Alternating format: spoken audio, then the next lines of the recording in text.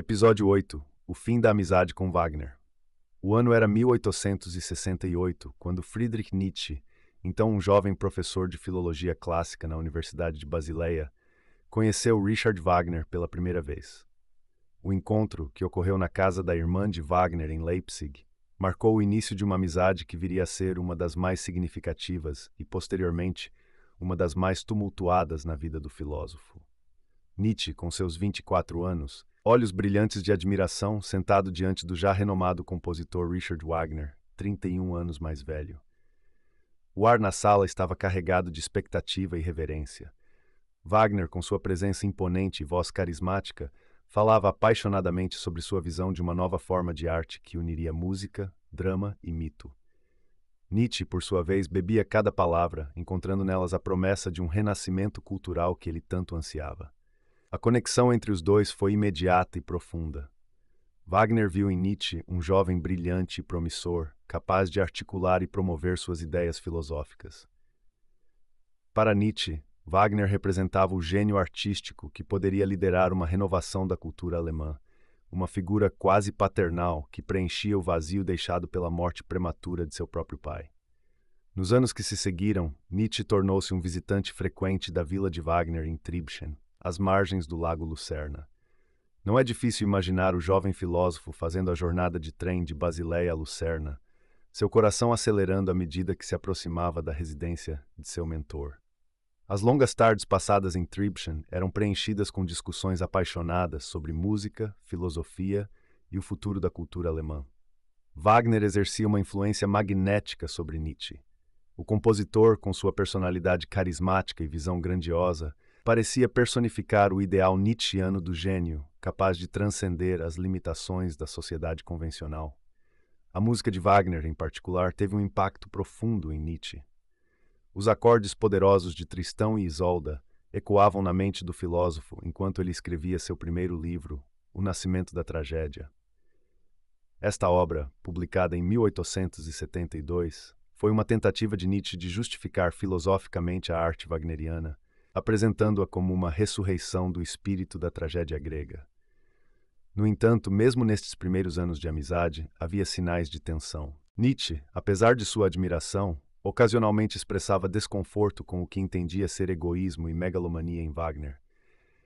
Em seus cadernos privados, ele escreveu: Wagner é um tirano, ele quer dominar através de todos os meios à sua disposição.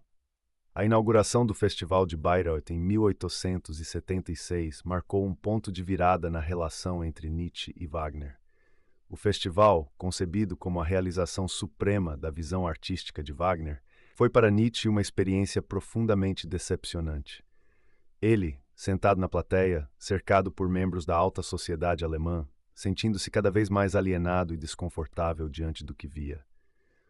O que Nietzsche esperava ser a culminação de um ideal artístico elevado parecia-lhe agora uma celebração vulgar de nacionalismo e antissemitismo. A grandiosidade do evento, que ele uma vez teria celebrado, agora o repelia. Em uma carta a um amigo ele escreveu: Bayreuth me desiludiu. Wagner era melhor quando era um revolucionário. Esta desilusão marcou o início de um afastamento gradual entre Nietzsche e Wagner. As visitas a Tribschen tornaram-se menos frequentes, as cartas mais espaçadas. Nietzsche começou a questionar não apenas a arte de Wagner, mas também suas próprias crenças anteriores sobre o papel da arte na sociedade. O rompimento final veio com a publicação de Humano, Demasiado Humano, em 1878. Nesta obra, Nietzsche adotou uma abordagem mais científica e cética, rejeitando muitas das ideias românticas e metafísicas que havia anteriormente compartilhado com Wagner. O livro foi recebido com frieza por Wagner e seu círculo, que o viram como uma traição. Para Wagner, cada frase de Nietzsche era como um golpe contra a amizade que ele uma vez considerou tão preciosa. No entanto, para Nietzsche havia um senso de libertação, uma sensação de finalmente expressar ideias que há muito fermentavam em sua mente. A reação de Wagner foi rápida e brutal. Ele enviou a Nietzsche um exemplar de seu mais recente livreto, Parsifal, com uma dedicatória fria e formal. Este gesto simbolizava o fim de sua amizade. Nietzsche, profundamente magoado, escreveu em seu diário: Fui abandonado porque disse a verdade. O rompimento com Wagner teve um impacto profundo na vida e na filosofia de Nietzsche. Ele se viu novamente sozinho, sem o apoio do círculo wagneriano que havia sido sua principal rede social por anos. Esta solidão, embora dolorosa, também foi libertadora. Livre da influência dominante de Wagner, Nietzsche pôde desenvolver suas próprias ideias de forma mais independente. Nos anos que se seguiram, Nietzsche continuou a lutar com o legado de sua amizade com Wagner. Em obras posteriores, como O Caso Wagner e Nietzsche contra Wagner, ele criticou duramente o compositor e sua arte. No entanto, estas críticas eram frequentemente matizadas com um senso de perda e nostalgia. Em O Caso Wagner, Nietzsche escreveu: Wagner resume a modernidade. Não adianta, é preciso primeiro ser wagneriano. Esta frase captura a complexidade de seus sentimentos em relação a Wagner, uma mistura de crítica e reconhecimento relutante da importância do compositor. A ruptura com Wagner também marcou uma mudança significativa no estilo filosófico de Nietzsche. Ele abandonou a prosa densa e acadêmica de suas primeiras obras em favor de um estilo mais aforístico e poético. O simbolismo da montanha, tão importante na obra posterior de Nietzsche, pode ser visto como uma metáfora para sua superação da influência de Wagner. Assim como Zaratustra desce da montanha para compartilhar sua sabedoria, Nietzsche emergiu de sua fase wagneriana com novas ideias e insights. A música, que havia sido central em sua relação com Wagner, continuou a desempenhar um papel importante no pensamento de Nietzsche.